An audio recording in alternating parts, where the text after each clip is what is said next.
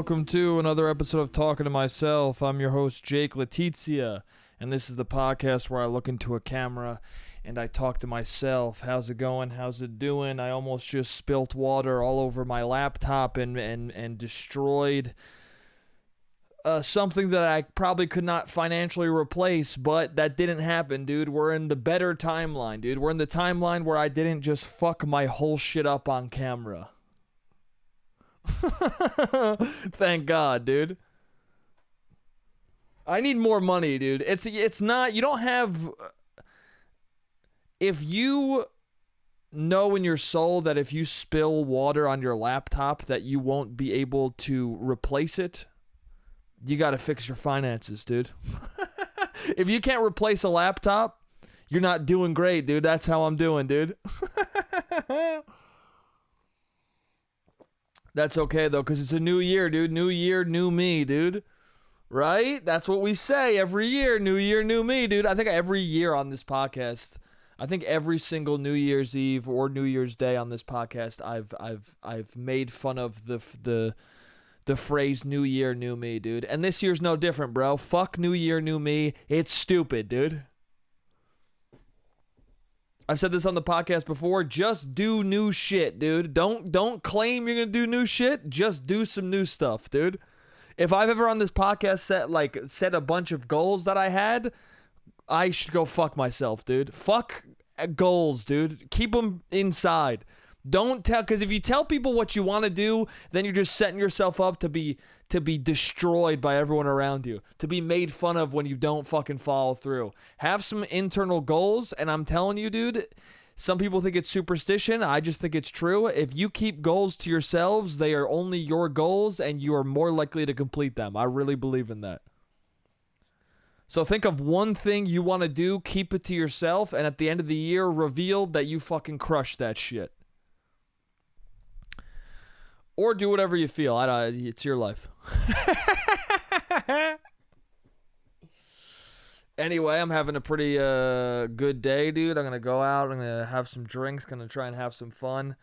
Bro, it's getting harder and harder not to shit myself, dude. I didn't realize there's certain things that older people will tell you about, and you don't really, you can't really fathom it or process it until you yourself start aging. And one of those things is having to shit spontaneously. The older you get, the quicker the shit tries to release from your body, dude.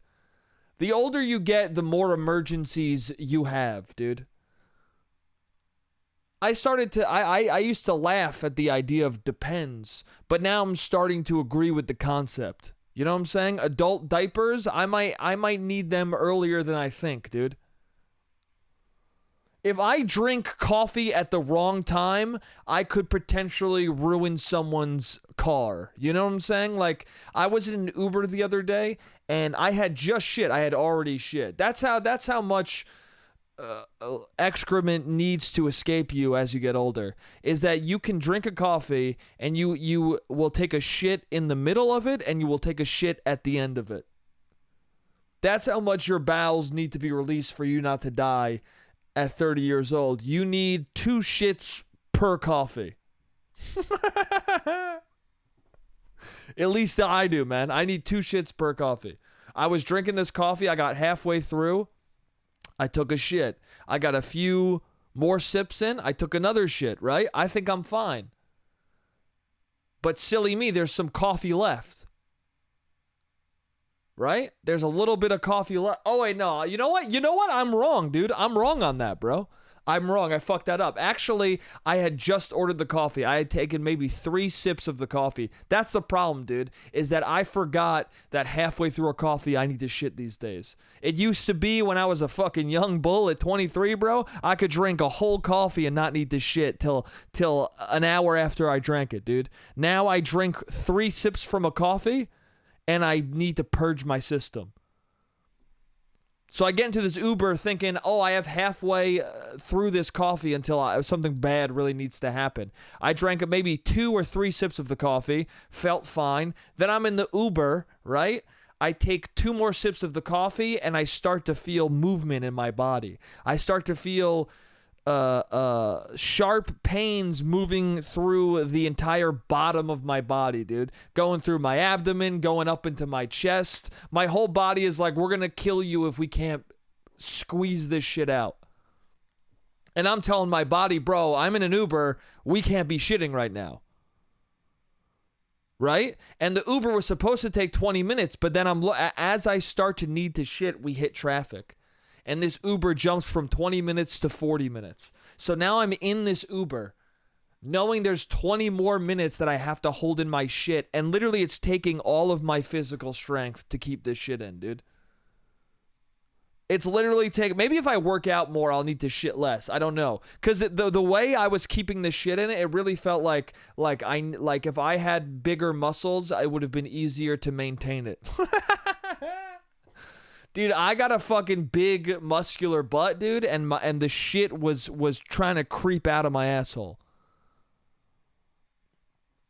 And I'm sitting there pained, dude. I'm sitting there, teeth clenched, dude. My face might have been red. I don't know.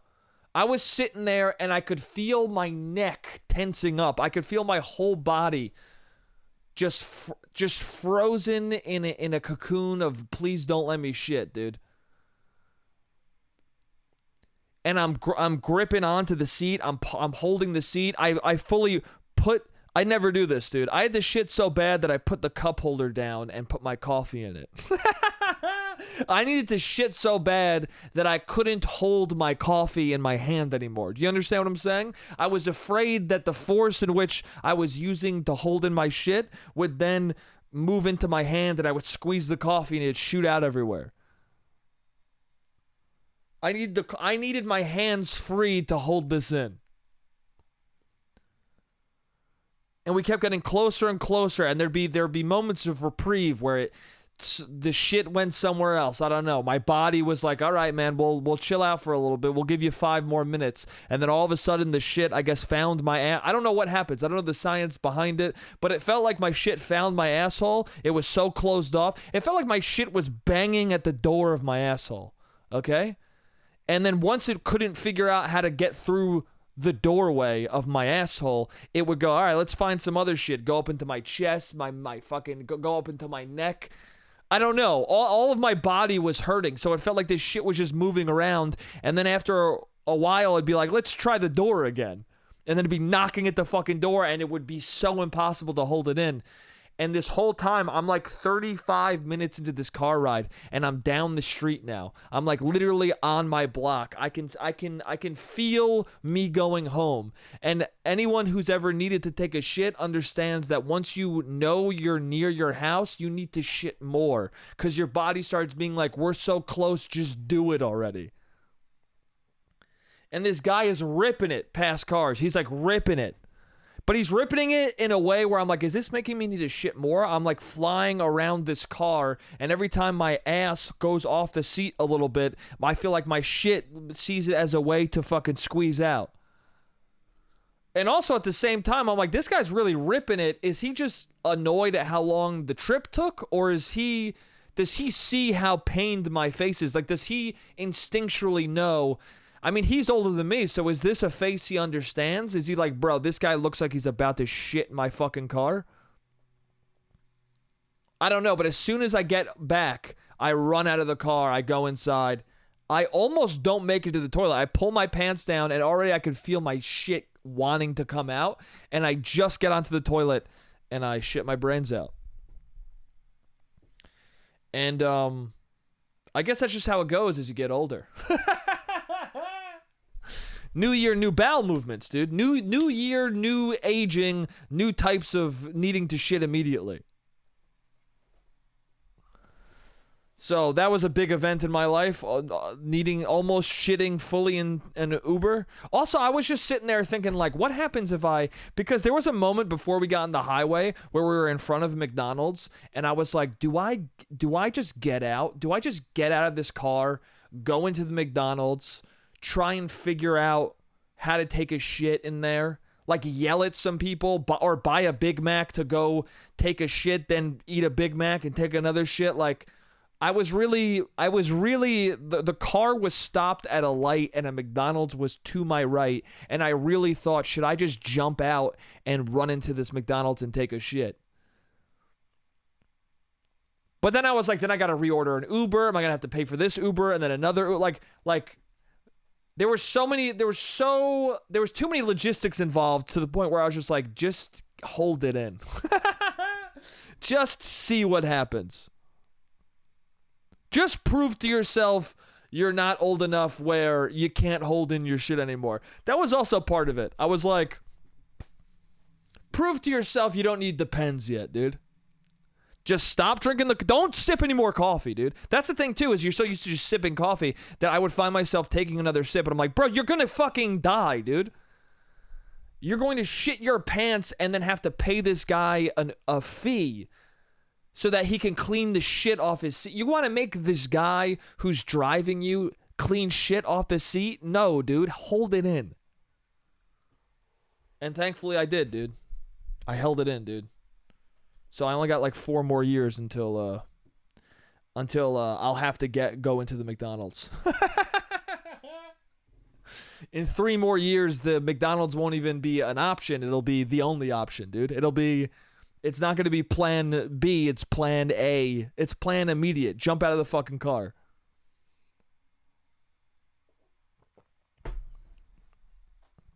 I bet you at 43, I won't even make it into the McDonald's, dude. I'll fucking try to get to the McDonald's. I'll be on the sidewalk just taking a shit, dude. I really did sympathize with anybody who I've ever seen shit in public in that moment, dude. I once saw a homeless dude take a shit on a tree in the middle of the Upper East Side, just like in front of somebody's building, very residential area. And I remember being like, wow, that's crazy, dude. It was like right after COVID. I think I talked about it on the podcast. It was like right after COVID, and this guy was just taking a shit on the Upper East Side. Not on the avenues, like between like on a residential street, like relatively quiet nowhere on the Upper East Side is quiet during the day, but it was the most quiet of the loud area. And he was taking a shit on a tree. And I remember in the moment being like, damn, dude, that's crazy. But then being in this Uber, I was like, maybe he's just 30. Maybe that guy actually wasn't homeless. He was just me having a worse day. Could be, dude. I'll never look at someone shitting in public the same way again, dude. Now I'm always going to be like, you don't know his story. I went from being like, ew, what a gross piece of shit, to being like, bro, you don't understand his plight, dude. He might have taken 1 too many sips of a coffee. You don't know, dude. Anyway, I think that's enough talk about shit. What was that, 30 minutes? Like 25 minutes of me talking about shitting, almost shitting myself? Hell yeah, dude.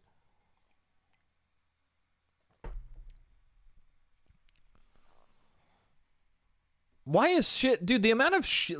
I feel like I've talked about shitting an amount that I would never expect on this podcast. I feel like there's something about talking for a long period of time where you just end up talking about shit. Like I had this period of my life where I would eat food every time I... or every time I listened... every time I ate food, I would listen to a podcast. And somehow, every single time I was eating, the people in the podcast would be talking about shitting. And I'm like, damn, how is this possible, dude? How can so many fucking podcasts end up talking about people shitting themselves? Is this what I want to... Does this say something about me? Is this secretly what I want to hear? Is this secretly... Am I secretly crafting my interests so I only hear about that? I don't know. Anyway, also in my life, we lost a dog. My girlfriend fosters a lot of dogs, and she was fostering this dog with heavy anxiety, dude. This dog named Lemon, dude. You should adopt her, okay? Because she needs a home. If you want a dog who really fucking needs you, this is the dog for you. She's very cute. She's sweet once she trusts you and warms up to you. But also, like, fuck her and she sucks, dude, and don't adopt. Like, it's so hard. Dude, it's so... My girlfriend started fostering dogs this year. I mean, I think she's done it before, but this year she was doing it quite a bit. And the first dog we fostered was, like, a lovely dog and a dog that we, like, would love to adopt one day if she's still available when we want to adopt a dog. And I think that's bad. I think when you foster animals, the best thing to happen is for you to have like a really shitty situation first so that every situation after that is good. You know, you want a really shitty dog first so that every dog after that is a walk in the park. We had the opposite. We had this great dog, well behaved. The only thing it really did wrong was it got jealous. Like if I hugged my girlfriend, it would like want to be in between us and it would want to lie with me or lie with her. But that was cute. That was like, that's not that big of a deal.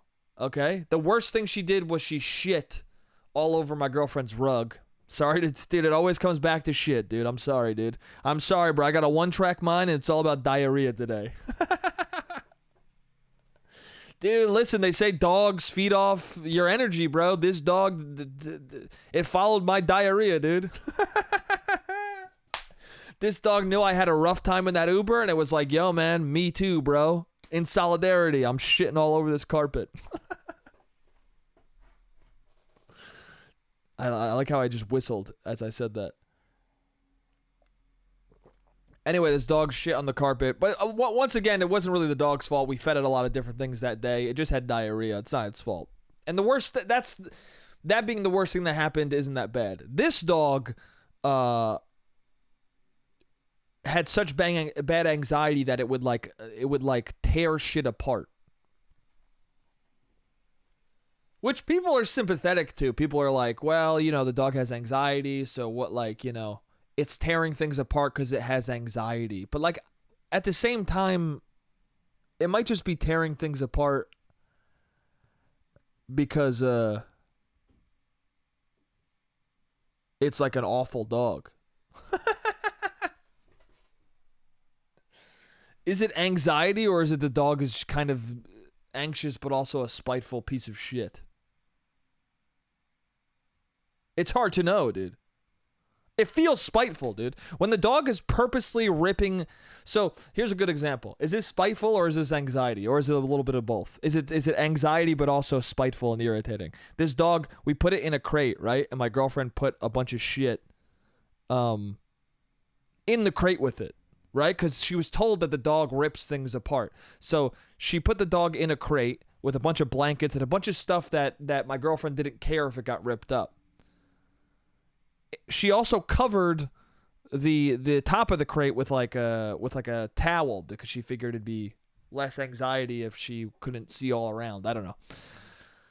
So this dog doesn't tear up anything in the crate. Instead, it pulls everything down from the top of the crate, and then it takes her sweatshirt, which is outside the crate. It somehow rips the sweatshirt in and tears the arm of it.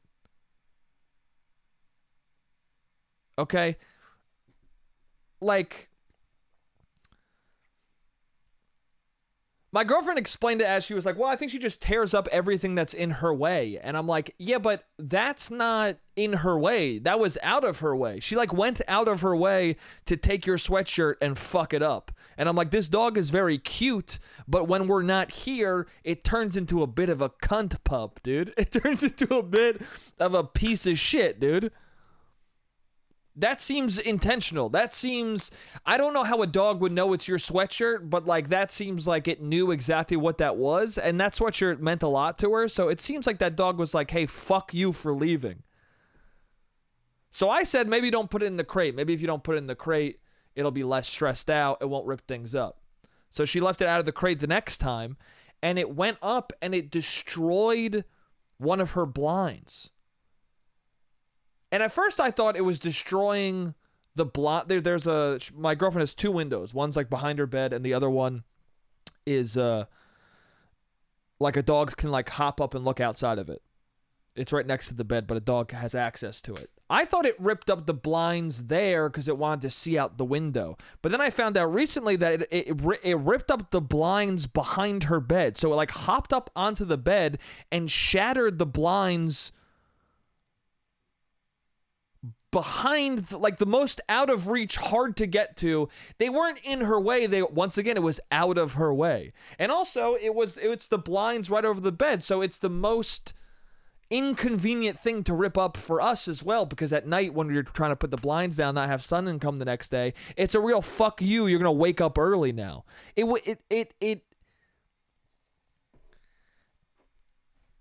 It became very unsympathetic to me. This dog is very cute. I like the dog. Everyone who's seen images of the dog is like, ooh, what a sweetie, what a sweetheart. But at the same time, I'm like, this dog is a bit of a villain, dude. So now we're at the point where we don't know if we should take her out, like we should keep her out of the crate or put her in the crate.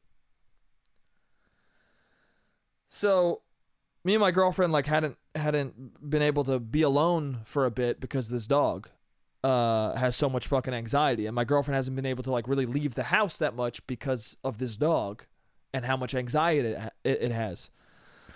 And so we're like, okay, well, we want to go on a date because we haven't been on a date in a minute. Let's go on a date, and my girlfriend's roommate will watch the dog, but there's a period of time between when the roommate is going to show up and the dog is going to be, and my girlfriend is going to leave. And so for that period of time, the dog's going to be all alone. So what is my girlfriend going to do about this dog? So she puts the crate in the bathroom, okay? Because the door in the bathroom is like hard to unlock. So she puts the crate in the bathroom. In retrospect, I think that the more you tried to trap this dog, the more it freaked the fuck out and would escape. Because when it was out of the crate, it tore up the blinds, but like it didn't do much else besides that. So it's like, I don't know. I don't know the strategy for this fucking dog. But anyways, she put her in the crate and locked the door. And the front door of the apartment is locked. So my girlfriend leaves. And she's gone for like an hour or two.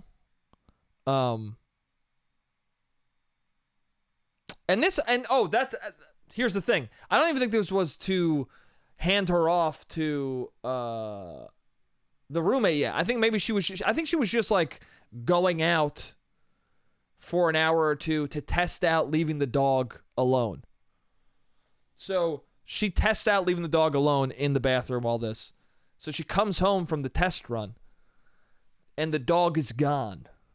The dog is gone, dude.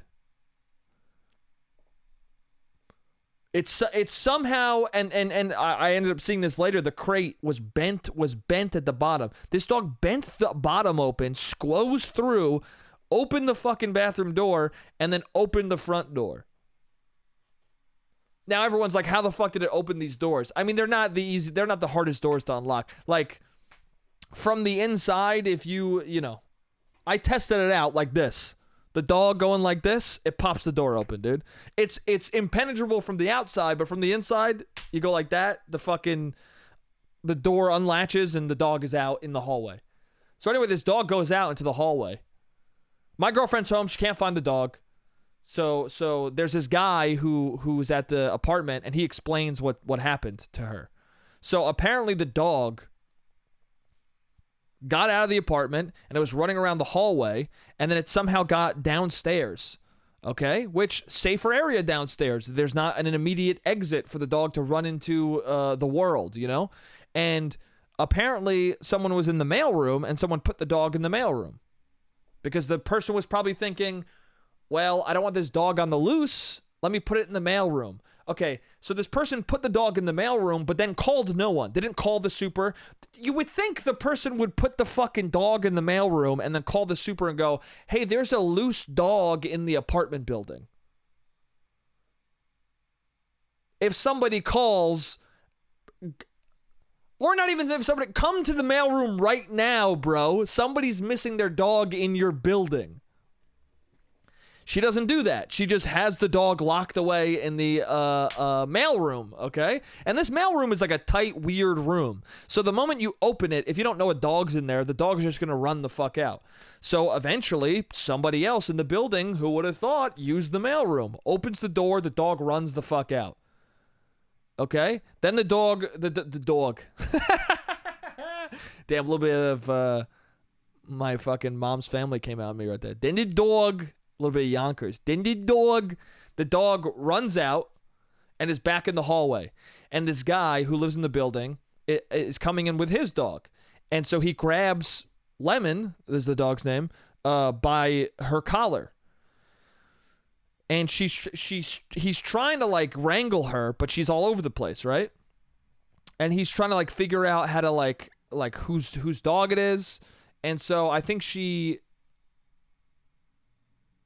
I'm not sure I'm not sure when he called or who he called, but anyway, he's got Lemon, and he's holding her by her collar, and she's got two collars. One is like an anxiety collar that releases a scent so that the dog is calmer, and the other one's just a normal ass collar. But the scent one is not, it's not meant to be yanked. It's all relaxing, so it's not that tight. It's easy to break. You can probably guess what happens. He's holding on to the scent part of it, and this delivery guy comes in, and he opens the door, and the dog runs forward. The scent collar breaks, the anxiety collar breaks, and the dog runs out just into the world. Okay? And the delivery guy makes no move to stop the dog because he doesn't give a fuck. Which on one hand, I get it, but on another hand, it's like, bro, fucking try and stop this dog, dude. So this dog just runs out into the world, and this guy who the collar broke with, he's holding his dog, so he couldn't go after the dog because he didn't want to lose his dog as well. So he calls up the super, I guess, and then Audrey called the super and put them in touch with each other, I guess, my girlfriend. And so now this dog is just like on the loose somewhere. And my girlfriend asks, she's like, well, what did the delivery guy say? And the guy who lost he didn't lose the dog, but the guy who the collar broke with him, he was like, oh, the delivery guy said that he saw the dog go into a building. Which is such a funny, I knew it then, and like I know for a fact now, it was clearly a lie, but it's such a funny, weird way to like justify you not trying. That was purely a lie of like, well, it's fine that I didn't do anything because it went into a building. And it's like, it didn't go into any building. That just is making you seem like you didn't do anything wrong. Also, it doesn't help anyone to be like, oh, she ran into a building.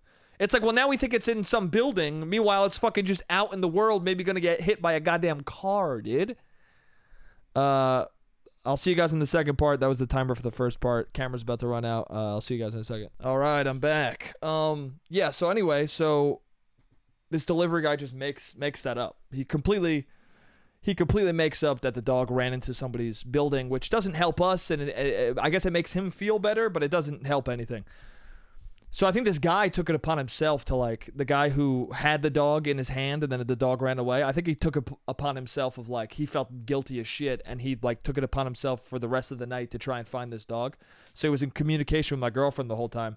And I'm on my way to the apartment because the moment that the dog was lost, she called me up. And so I was like, okay, I'll be right over. So I'm taking the train over, and I'm thinking to myself, I'm like, where the fuck would this dog be? Like, really, where would it be, dude? And I always joke that I'm like a dog, dude. Because whenever I see a dog, they react to me like I'm not a human, like I'm a fucking gross, smelly dog, dude. So I was like, if dogs physically think I'm a dog, maybe I can actually think like a dog, dude. So I get out of the subway, and immediately I start to think, like, it's crazy over here. My girlfriend at that point was like, oh, I'm going to the police station because there's a police station near her. And she's like, let me go there and see if, they saw a dog or heard about a dog or can help. I don't know. I get the instinct of going there. I don't think we're going to do shit, honestly. Besides maybe keep their peepers peeled. But anyway, I come out of the subway and I'm like, immediately it's like crazy hectic where the subway is. And I start to think of her area, and I'm like, where would this dog be? If I was a dog and I was tired as fuck from running around for hours, where would I go? I'm like somewhere quiet, somewhere comfortable. And I think there's like a soccer field and a dog park near her. And I'm like, oh, I'd probably be there, dude. And literally, no joke, on the way walking to her apartment, I call her up and I go, where are you? And she goes, I have the dog. And I was like, oh shit, what happened? So that guy who took it upon himself to find the dog, he I guess was contacting other people in the building to keep their eyes open.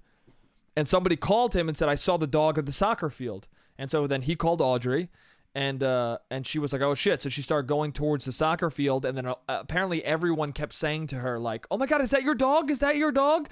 Because now it becomes a communal effort, Now everyone's seeing this loose dog and being like, I wonder whose dog that is. And now they see a stressed woman running down the block, and they're like, oh, 1 and 1 makes 2.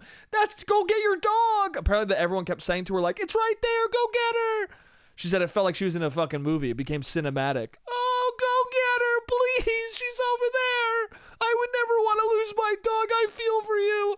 Well, I actually fostered it. It's not really my dog. I'm not going to say, yeah, it's my dog. I had her for years. Where is she?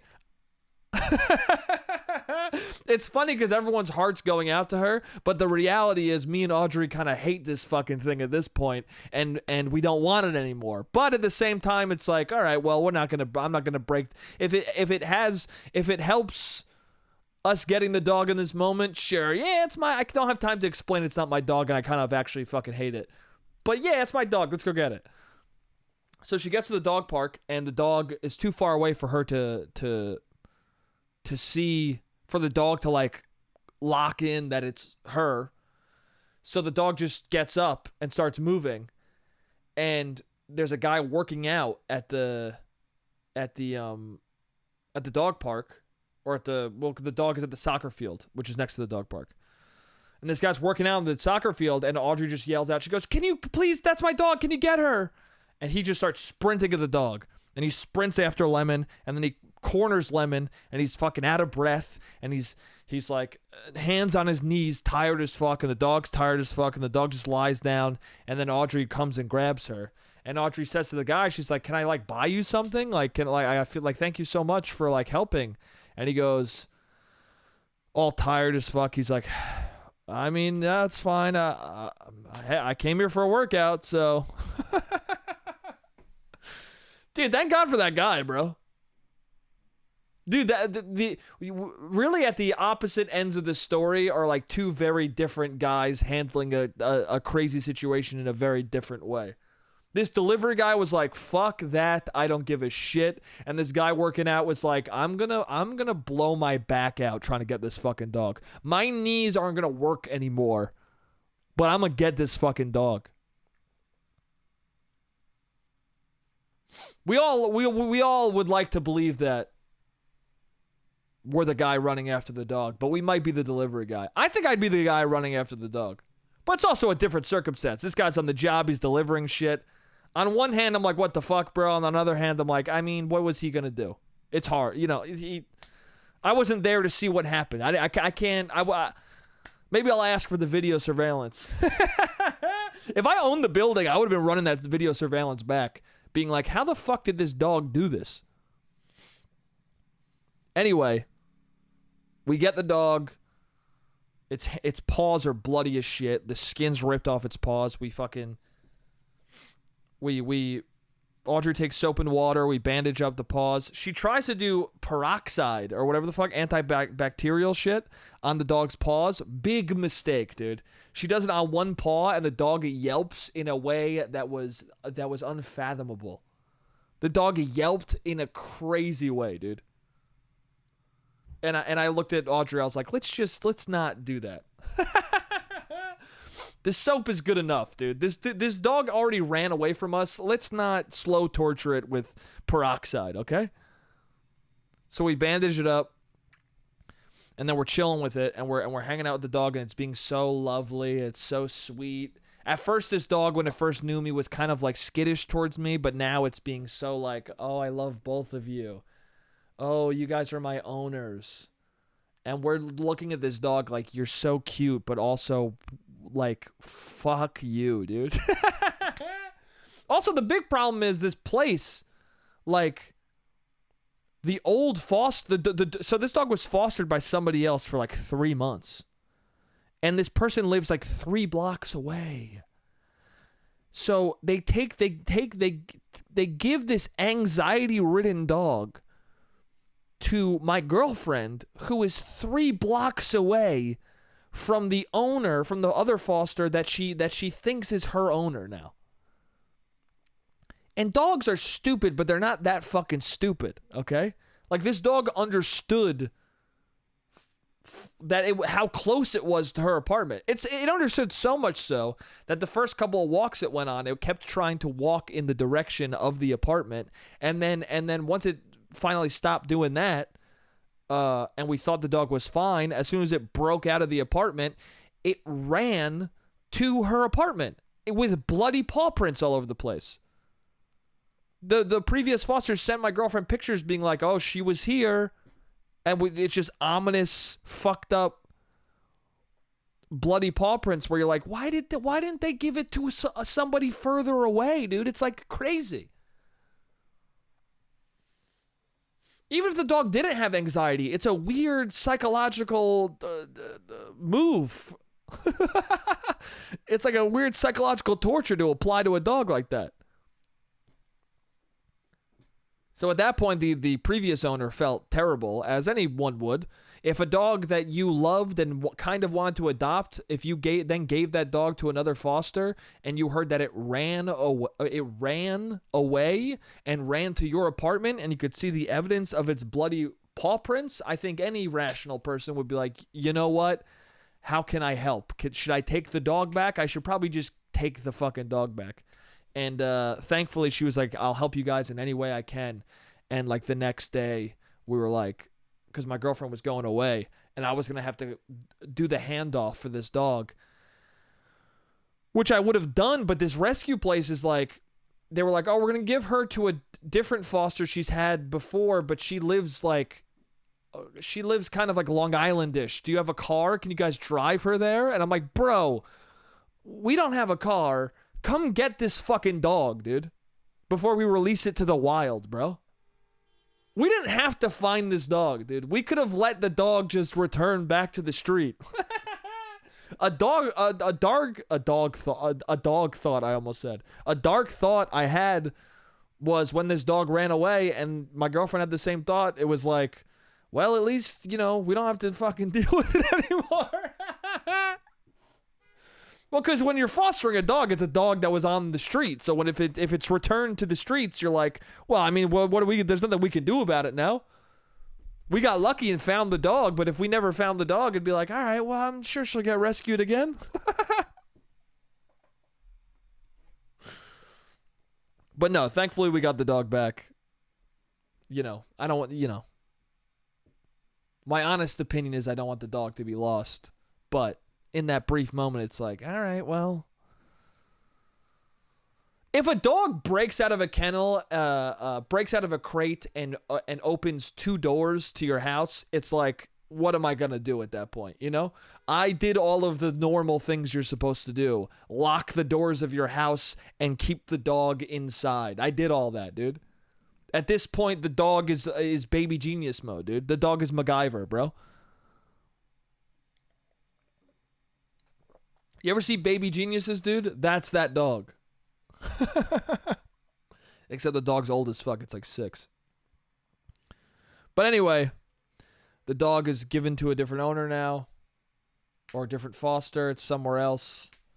Yeah, this previous foster took it, so we didn't have to hang out with it anymore. Good luck. I hope the dog finds a fun family. Who knows what the fuck will happen. Dude, it's also so funny how, like, you can tell a dog is not your dog when you see someone else interact with it and like the things that bother you. Like, the dog was like, so this dog kind of liked us, like it ended up liking us after time. But when its previous foster came in, the way it like whined and howled at the previous foster, like, the previous foster said, I love the way she talks. And I was like, what a crazy way to say, like, I love the awful sound she made because she missed me. Because I wasn't thinking that's the way she talks. I was like, this whining is crazy, dude. I don't know. A dog can whine and it's cute, but this dog whined in a way that was like sad and annoying, dude. The only thing I can relate it to, it's like when somebody is sobbing, when somebody starts crying and they don't hold back their tears, it's truly upsetting. If you've ever had a friend cry in front of you, or like seen somebody on the sidewalk sobbing, there's a level of self-awareness that is truly upsetting. Because I don't have a problem with people crying. I mean, my girlfriend cries a good amount, dude. Like, there's nothing wrong with crying. I will console a friend who is crying. But there is something strange and upsetting about somebody just openly crying, not trying to hold it back at all. Just somebody sobbing loudly. And that's what this dog was kind of doing. It was loudly whining for its mom. Or its mom, in quotes. And my reaction was, yuck. And her reaction was, oh, I love the way she talks to me. If you love that language that she's communicating in, take the fucking thing, dude. Wrap it up, dude. Put a bow on her and put her in your home, dude. Get her for Christmas.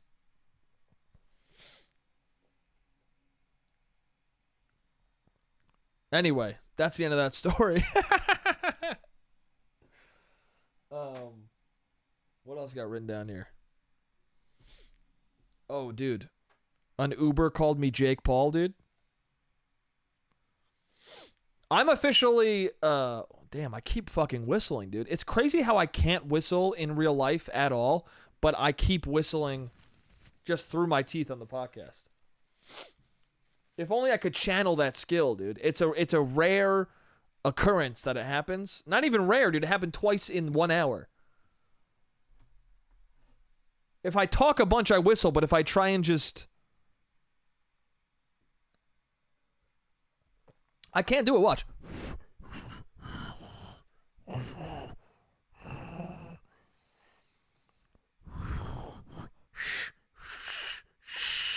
I can't fucking do it. I can't whistle, dude. I can't whistle intentionally. Anyway, so I got into an Uber and this guy called me. It was like the day after, a couple days after the fight, the Jake Paul Mike Tyson fight, and I got into an Uber and he was like, "Oh, Jake." I go, "Jake, right?" He goes, "Yeah, Jake Paul." And I was like, "I wish, bro. I would have made $1 million. I would fucking $40-50 million the other day." And he laughed. And I was like, "Damn, dude, end of an era, bro." Because I got Jake from State Farm forever, dude. I mean, I still get Jake from State Farm, but it was a moment of like me getting older because this guy, his reference to Jake was Jake Paul, dude. And I'm like, you must be younger than me, and I don't like this new version of this. I didn't like Jake from State Farm. I don't need Jake Paul, bro. I don't need that, dude. We need more famous Jakes, bro. We need way more famous Jakes so I don't get compared to a guy who sells car insurance and a dude who is a cunt. I don't want to be either of those guys, dude. I don't want to be wearing khakis and calling you at midnight, and I don't want to be a guy who pretends to fight a legend. I don't want to do that. I don't want to do that, dude. I don't care how many millions of dollars this guy does. I don't want to be associated with him, bro.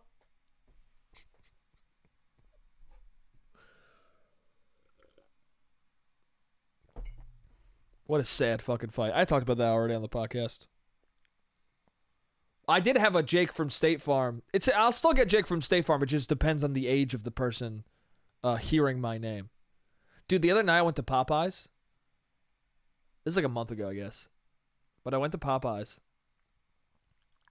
And it was the middle of the night, dude. I was hungry. I wanted Popeyes. I was in Brooklyn. I go to this Popeyes. I order online, right? I walk in. This dude, this Indian dude is like, He's like, hey, how you doing, man? I was like, oh, what's up? I got an order for Jake. And he goes, Jake from State Farm, huh? I'm like, of course, dude. Of course. This guy's like 50, 48, 50. He's gonna hit me with a Jake from State Farm. And then this woman, like, so I get my food. I'm like, yeah, Jake from State Farm, huh? I get my food. And then this, like, I'm like, oh, is there supposed to be a Coke too? And he's like, hey, there's supposed to be a Coke. There's supposed to be a Coke. And then this Indian woman is like, oh, here's the Coke. Here. And she's way younger. He's like 50, 48, 50. And she's like, I don't know, maybe 22, 23, it seemed like. And she gives me my Coke. And he's like, what are you doing? He wanted the Coke. And she's like, I didn't realize he wanted the Coke until you said Jake from State Farm. And me and him are both like, well, he said that like 5 minutes ago. He said that before I even asked for the Coke. You watched that happen and didn't do anything. Anyway, thank you for the Coke. And she goes, yeah, Jake and Jill. Which she meant Jack. But I don't know, it seemed like maybe English was the second language, so I was like, Jake and Jill, and I was like, close enough. But I love that moment so much, and that moment was so like Jake from State Farm, Jake and Jill at a Popeyes. It was so like that's what New York is to me. When people are like, what should I do in New York? I'm like, go to Popeyes at like 1 a.m., dude, and just see what happens. See what interaction you have. Close down a bar and then go and buy Popeyes, dude. That's what you should do if you come to New York. That was like the most weird interaction. It's just like, no, you know, where else would that have happened?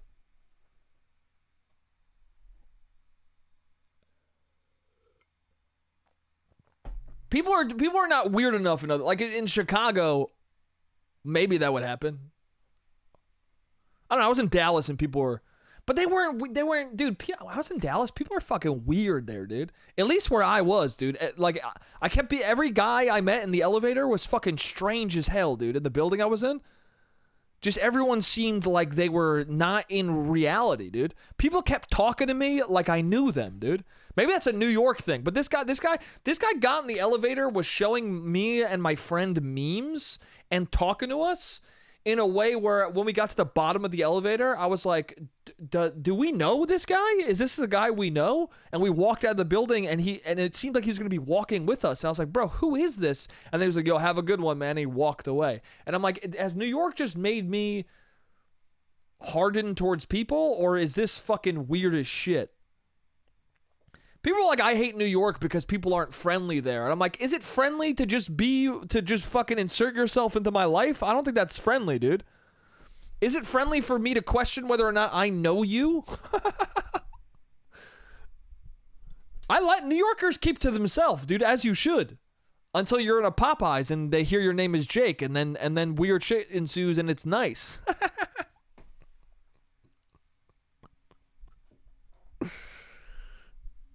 You know what I'm saying?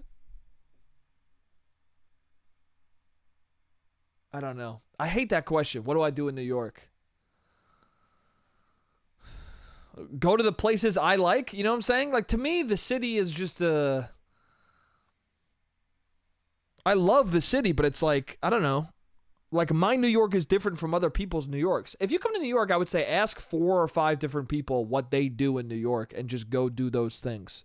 Like, ask 5 different people you know what's their favorite bar, what do you like to do for fun, what's something that only really exists here. I mean, that's why I always say close down a bar, because every place I go to, nowhere in the country is open till 4 a.m. Like normal hours in New York City is bars close at 4 a.m. So to me, it's a very New York thing to close down a bar at 4 a.m. because there's not many other places where you can casually go into a bar and drink till you die like that. Um, but yeah, dude. There's something else on here I wanted to talk about.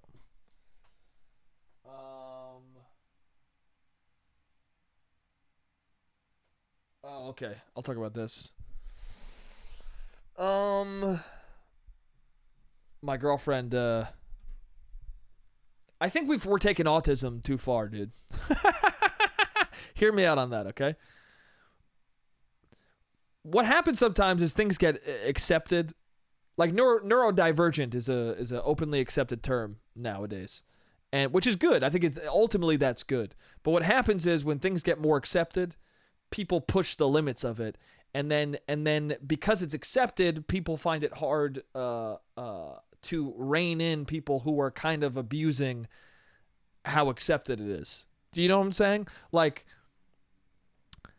ever since people became more open to autism being a spectrum and neurodivergence and all that, and like mental and being more positive about mental health, I see more and more people like trying to label themselves as autistic, and they aren't. Like the other day, my girlfriend was talking about how she whenever she hears a song she really likes, whenever she gets really into a new song, she will listen to it over and over again on repeat. She just has to listen to it over and over again on repeat. And I go, oh, okay, that makes sense. She goes, yeah, I think that's like part of my autism. And I was like, all right, we gotta stop. This is not, nope. You listening to a song a lot because you like it, I don't think is autism, dude. Like, I play video games over and over again. That's not autism, that's addiction, dude. That's just me bored as fuck, dude. You're listening to this song over and over because you like the song and there's not much to listen to right now. When the Drake and Kendrick beef happened, I listened to Not Like Us over and over and over again, dude. I'm not autistic because of it. I just liked the music. It's at the point now where I feel like autistic people are like, shut the fuck up, dude. Dude, both of my sister-in-laws have at one point or another been like, I think your brother's autistic. And I'm like, no, he's just being a cunt. He's just being an asshole, dude.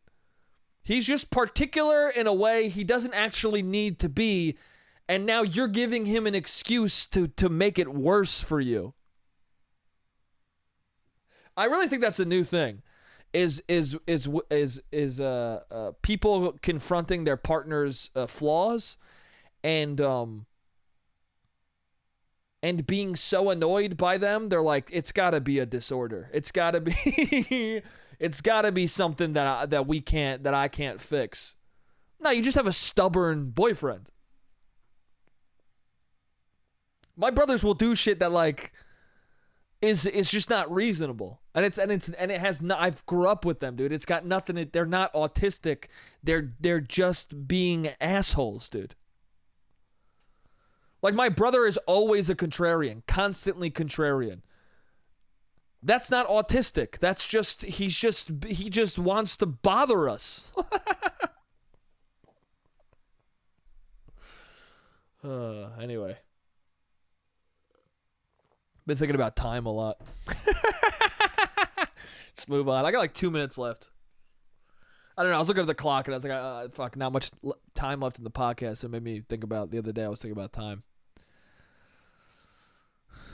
Dude, it really, I've said this on the podcast before, and I've said this in general, and it's not a unique thought. It's, it's just a fact that everyone's confronted with as they get older. You really only have, the only commodity in your life is time, dude. It's the only fucking thing.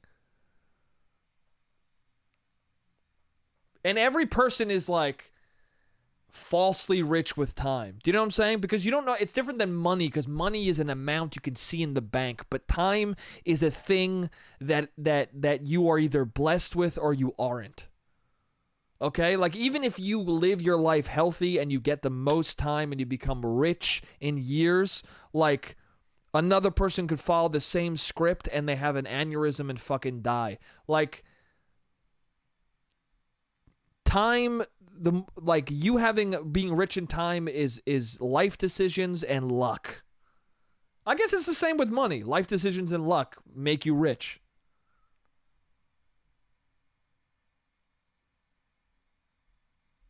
But time is a fucking motherfucker. It's so interesting with time where it's like, there are certain things you can do. Like, I've been thinking about my life and things I've spent life on. And I'm like, do I feel good about that or bad about that? I mean, ultimately, everything you do in your life is weighed against how you feel at the end of it. Like, if you're a dude who games a lot and you feel good about that, then when you're 60, you'll be like, fuck it, I wanted to fucking become rank 100 in Diablo or whatever the fuck. But if you're somebody right now who's gaming a shit ton and you're like, fuck, that's actually, I could have wrote a book. You know? Penguin Z0, I'm sure he loves that he games so much, but you know, it's just hard to know how to allot your time somehow. Or sometimes it's hard to know how should you spend this commodity which is so valuable. And I know at the start of this podcast I was like, don't tell people your goals, dude. But you know, I guess a simple, ambiguous goal is like, I would like to spend my only commodity a little wiser this year. And I hope you do too. I hope whatever you do this year, you spend it right. I feel like whatever time we all get this year, this is a year of time we all spend together. Every year, as long as you live to the end of it, is something you spend together. And I hope that everybody comes to the end of next year and feel like they didn't waste it. I'm coming closer and closer. Every year I feel like I'm wasting less of it. But next year, I hope that I feel like I didn't waste a single moment. So have a happy new year. Have a good 2025. See you in the new year. Yeah. Hug somebody you love. Have a drink. Kiss somebody. As long as fucking they want to be kissed, you weird motherfuckers. Yeah, kiss somebody who wants to be kissed.